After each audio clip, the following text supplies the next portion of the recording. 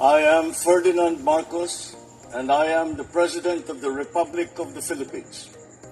I stand today on behalf of 110 million Filipinos. Hi everyone, hello universe, it's me again. Shout out sa inyo mga kababayan. But anyway, mayroon tayong upload videos updates. Ito guys, kahit siguro kayo na nanonood dito sa mga videos ko, kitang-kita naman siguro kung gaano kagaling ito mamuno, di ba? Sa kanyang leadership, sa kanyang mga skills, sa kanyang pamamaraan, sa mga idea, overall, in general, nasa kanya po. Although, sinasabi sa Biblia na nobody's perfect. Yes, I know. Only God is perfect, guys. But when it comes to human being, there's always almost perfect. Yun po ay si Pangulong Marcos Jr. When it comes also to leadership, diba? Why? Because he have a lot of ideas how to solve the problems in its sector, guys, ng pamahalaan. You know, I really believe that this kind of, skills that he has, ay nako, talagang super duper. That's why I'm always said that he is the best president forever. Sa totoo lang, except yung kanyang ama, sa totoo lang. No? So, I really salute this man. Kasi, hindi lang po, basta-bastang tao, si Pangulong Marcos Jr. Yung kanyang kakayahan na talagang wala po talaga sa ibang tao, sa ibang leaders na nagdaan. Totoo yun. Nakikita po natin why.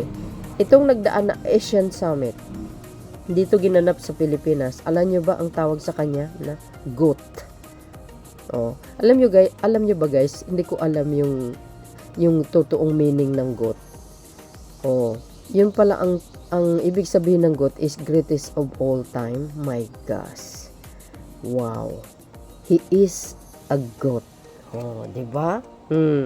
Sabi ng iba, ano yun, kambing? No. Short lang ng ng greatest of all time. Yes. Pwede. Sabi po dito mga kababayan, well, but anyway, before siyempre, I read these articles or posting some of our kababayans, I would like to say, always, shout out sa mga Marcos Lilies, supporters Filipino and OFW. Today is May 21, 2022. How are you all guys? Kumusta po kayo? Naks naman. And this is very interesting articles pa. Articles of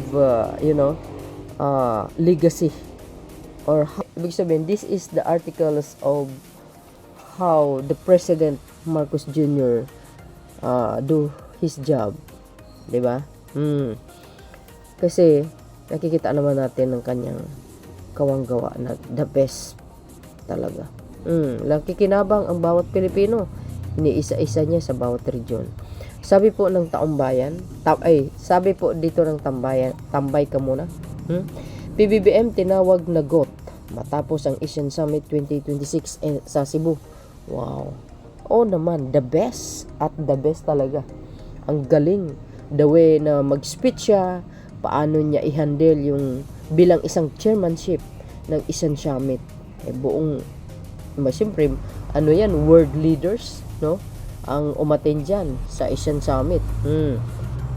Muling umani ng papuri si Pangulong Ferdinand Marcos Jr. matapos ang matagumpay na pagdaraos ng Asian Summit 2026 sa Cebu, kung saan ipinakita ng Pilipinas ang maayos na paghahanda, matibay na koordinasyon at aktibong pamumuno bilang host country. You see guys, the best naman talaga, walang gulo, matiwasay, maganda ang daloy, maganda ang pamamalakad niya bilang isang chairman. Alam nyo dito si Pangulong Marcos Jr., dito sa itong paraan na ito, kung paano niya pinamunuan ng matiwasay itong Asian Summit, magre-reflect yan po sa 27 to 28 sa kumbaga magre-reflect yan sa 2028 hanggang 2027-2028 na magiging membro tayo ng United Nations. Totoo 'yun. Dahil kumbaga nakasubaybay ang mga pinuno sa lahat ng bansa, sa buong mundo, no, 'di ba?